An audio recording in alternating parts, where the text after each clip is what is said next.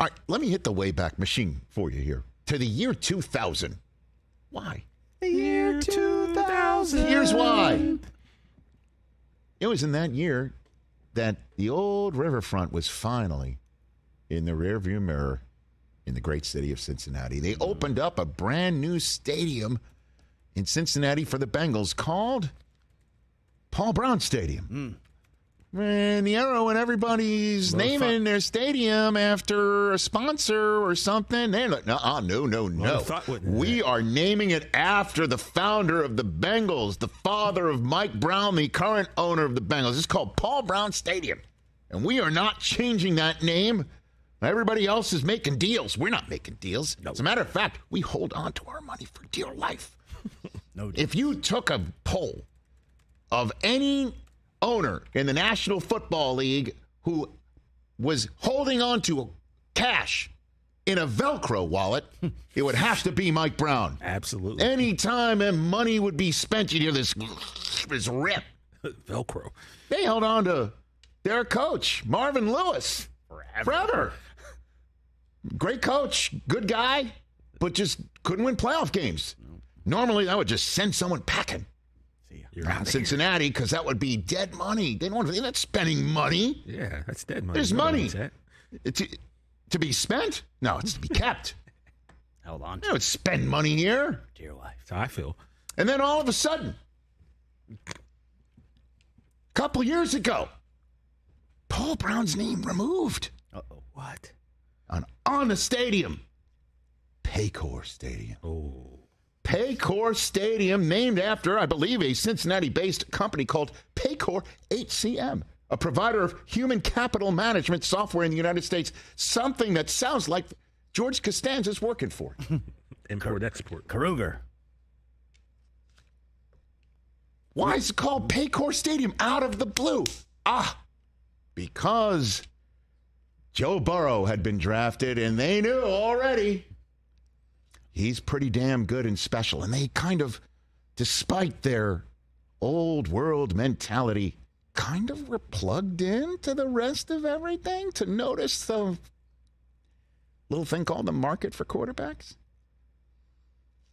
And thus, Paycor Stadium did indeed bring in some revenue. It's not game-changing revenue when you got to pay people in the National Football League what they are paid.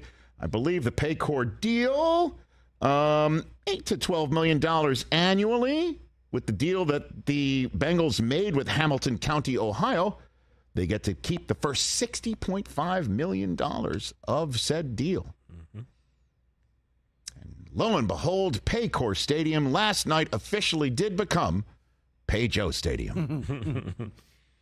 Joe Burrow, 5 years, $275 million.